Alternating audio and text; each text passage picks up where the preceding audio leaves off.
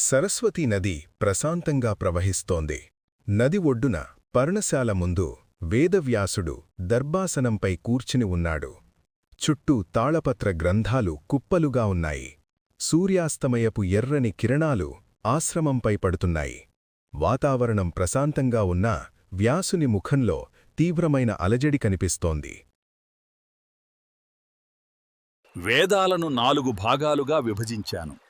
పంచమ వేదమైన మహాభారతాన్ని రచించాను. ధర్మ, అర్థ, కామ, మోక్షాల గురించి నేను ప్రపంచానికి విస్తృతంగా వివరించాను.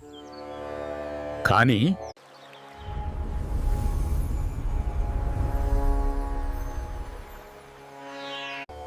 నారాయణ నారాయణ, మీకు స్వాగతం.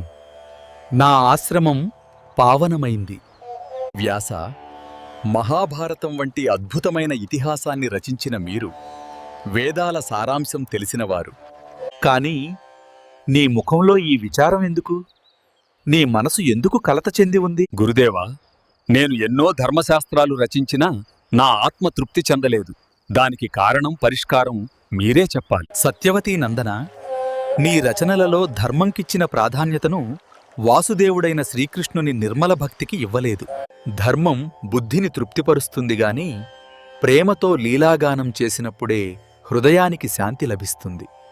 ఏ గ్రంథమైతే హరినామస్మరణతో నిండి ఉంటుందో, ఏది వింటే పాపాత్ముల మనసు కూడా పవిత్రమవుతుందో అటువంటి గ్రంథాన్ని రచించు. భక్తి ప్రధానంగా శ్రీకృష్ణ లీలలను వర్ణించు. అప్పుడే నీకు పరిపూర్ణ శాంతి లభిస్తుంది. ధన్యోస్మి దేవర్షి, నా అజ్ఞానపు చీకట్లను తొలగించారు. నా కర్తవ్యం ఏమిటో నాకు బోధించారు. హరి ఓం.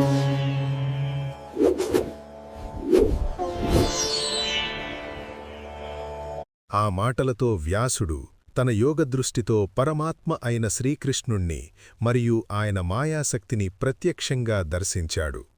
అప్పుడే ఆయనకు స్పష్టమయ్యింది, కలియుగంలో మనిషిని ఉద్ధరించేది కఠినమైన ఆచారాలు కాదు, సున్నితమైన భక్తి మార్గమే.